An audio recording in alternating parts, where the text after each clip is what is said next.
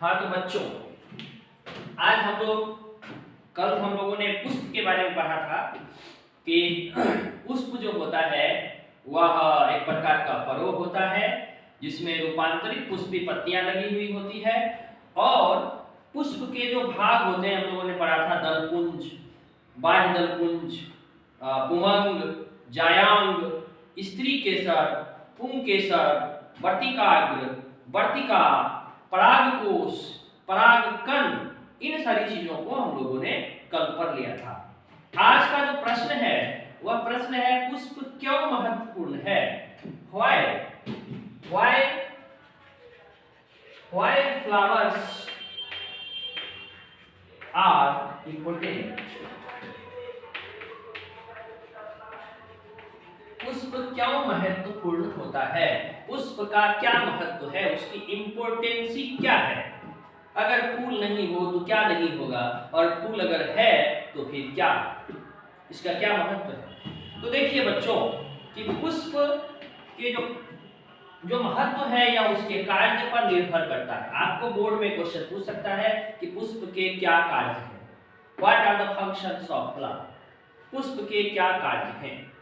तो पुष्प के जो कार्य होते हैं, इस कार्य के आधार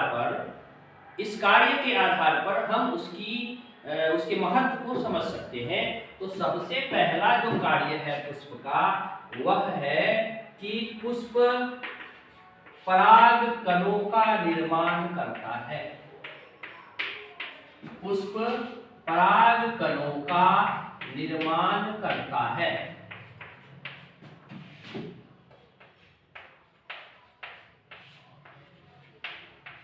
ये पहला पॉइंट हो गया कि पुष्प पराग कणों का निर्माण करता है। अब यहाँ समझना यह है कि पराग कणों का निर्माण करता है तो उससे फायदा क्या है।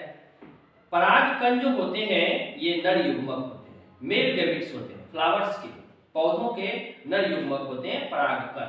और नर युग्मक मादा युग्मक यानी अंड कोशिका से जब संयोजित होता है तो संयोजित होने के बाद जायगोट का निर्माण करता है। अब समझना यह होगा कि जायगोट का निर्माण तभी होगा जब अंडाशय और परागकणों का संयोजन होगा, और अंडाशय और परागकणों का संयोजन तब होगा जब परागकण का निर्माण होगा। और परागकण का निर्माण तो पुष्प करते हैं, तो पुष्प महत्वपूर्ण हुआ कि नहीं हुआ। यह पहली बात है कि पुष्प इसलिए महत्वपूर्ण है क्योंकि ये परागकणों का निर्माण करते हैं। दूसरी जो महत्वपूर्ण बात है वो ये है कि पुष्प परागन का स्थल है। पुष्प जो है वह परागन का स्थल है, यानी कि परागन की जो क्रिया होती है वह क्रिया पुष्प में ही होती है। अब परागन होता है तब परागकणों और अंडाणुओं का संयोजन होता है और फिर युग्मनज का निर्माण होता है।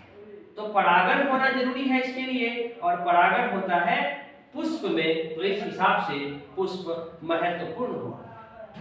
तीसरी बात, flowers are responsible for the fertilization. पुष्प जो होते हैं, पुष्प निषेचन के लिए उत्तरदायी होते हैं।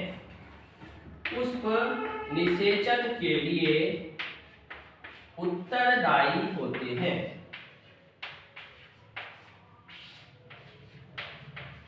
यानी कि flowers are responsible for the fertilization, and fertilization is essential for the formation of zygotes, and zygotes are also required for the development of seeds and fermentation and formation of fruits।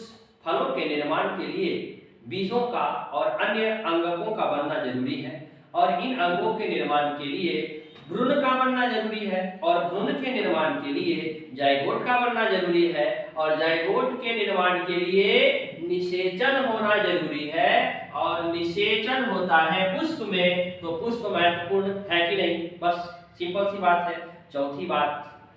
चौथी और सबसे महत्वपूर्ण बात है कि पुष्प के कारण ही, पुष्प के कारण ही फल एवं बीजों का निर्माण होता है। बीजों का निर्माण होता है। पुष्प के कारण ही फलों का निर्माण होता है और बीजों का निर्माण होता है। तो अब तो आप समझ ही गए होंगे कि पुष्प परागकणों का निर्माता है, पुष्प परागन करने का स्थल है, पुष्प निषेचन के लिए जिम्मेवार है और पुष्प के कारण ही फल और बीजों का निर्माण होता है। तो भैया जिसमें इतनी ज्यादा विशेषताएं पाई जाती हो, भला वो महत्वपूर्ण होगा कि नहीं होगा? तो अगर क्वेश्चन पूछे कि पुष्प क्यों महत्वपूर्ण है तो इसके आंसर ये हो जाएगी। अगर क्वेश्चन ये पूछे कि पुष्प के क्या कार्य हैं तो भी इसके आंसर ये हो जाएंगे। वास्तव में पुष्प का महत्व तो हमारे सामाजिक जीवन में भी बहुत अधिक है। जब कोई व्यक्ति का स्वागत करना हो तो हम पुष्प की माला उसे देते हैं। जब किसी व्यक्ति पूजा अर्चना में पुष्प का इस्तेमाल करते हैं, सजावट के रूप में हम पुष्प का इस्तेमाल करते हैं, है ना? बहुत सारी चीजों में, सामाजिक चीजों में भी पुष्पों का बड़ा महत्वपूर्ण है। लेकिन on the base of the biology the four important points are the main reason for the importance of flower। तो बच्चे आप समझ गए होंगे इस प्रश्न को। इसके बाद हम अगले प्रश्न के साथ फिर आपसे मिलेंगे, लेकिन तब तक आप हमारे चैनल को सब्सक्राइब कर लीजिए, बेल आइकन दबाइए।